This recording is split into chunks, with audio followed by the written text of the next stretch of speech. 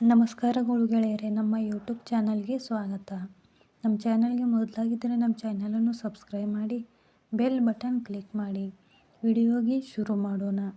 ಆಶಾ workers ಆಶಾಯರಿಗೆ ಗೌರವಧನವನ್ನು 9,500 ರೂಪಾಯಿಗಳನ್ನು ಮುಂಗಡವಾಗಿ ನೀಡಲು ಸರ್ಕಾರ ಸಿದ್ಧ ಎಂದು ಆರೋಗ್ಯ ಸಚಿವ ದಿನೇಶ್ ಗುಂಡೂರಾವ್ ಹೇಳಿದ್ದಾರೆ. ಹೌದು, ಬೆಂಗಳೂರಿನ ಫ್ರೀಡಂ ಪಾರ್ಕ್ನಲ್ಲಿ ಆಶಾ ಕಾರ್ಯಕರ್ತೆಯರು ನಡೆಸುತ್ತಿದ್ದ ಪ್ರತಿಭಟನಾ ಸ್ಥಳಕ್ಕೆ ಭೇಟಿ ನೀಡಿದ ಸಚಿವರು RCH ಪೋರ್ಟಲ್ನಲ್ಲಿ ಆಶಾ ಕಾರ್ಯಕರ್ತೆಯರ ಕಾರ್ಯಚಟುವಟಿಕೆಗಳ ಆಧಾರದ ಮೇಲೆ ಪ್ರೋತ್ಸಾಹಧನ ಲಭ್ಯವಾಗುವಂಥದ್ದು. ಪ್ರಸ್ತುತ ಗೌರವಧನ ಹಾಗೂ ಪ್ರೋತ್ಸಾಹಧನ ಸೇರಿ ಸರಾಸರಿ ಒಬ್ಬ ಆಶಾ ಕಾರ್ಯಕರ್ತೆಗೆ ಮಾಸಿಕ 9,500 ರೂಪಾಯಿ ಪಾವತಿ ಮಾಡಲಾಗುತ್ತಿದೆ. ಇದನ್ನು ಮುಂಗಡವಾಗಿ ಆಶಾ ಕಾರ್ಯಕರ್ತೆಯರಿಗೆ ಒದಗಿಸಲು ಸಿದ್ಧ ಎಂದರು.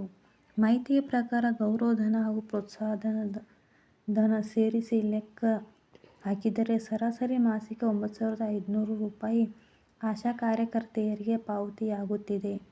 ಹೀಗಾಗಿ 9,500 ರೂಪಾಯಿಗಳನ್ನು ಬೇಕಾದರೆ ಮುಂಗಡವಾಗಿ ನೀಡಬಹುದು.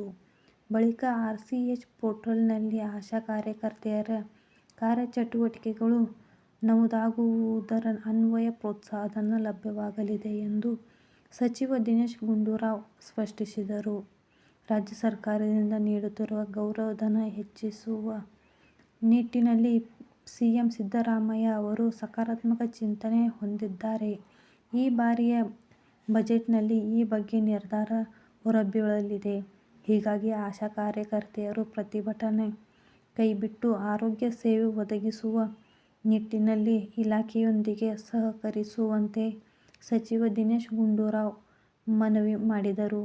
ಆಶಾ ಕಾರ್ಯಕರ್ತೆಯರಿಗೆ ರಜೆಗಳನ್ನು ನಿಗದಿ ಮಾಡುವ ಬೇಡಿಕೆ ಕುರಿತು ಸಕಾರಾತ್ಮಕ ಸ್ಪಂದಿಸಿದ ಸಚಿವ ದಿನೇಶ್ ಗುಂಡೂರಾವ್, ರಜೆಗಳನ್ನು ಕೇಳುವುದು ಆಶಾ ಕಾರ್ಯಕರ್ತೆಯರ ಹಕ್ಕು.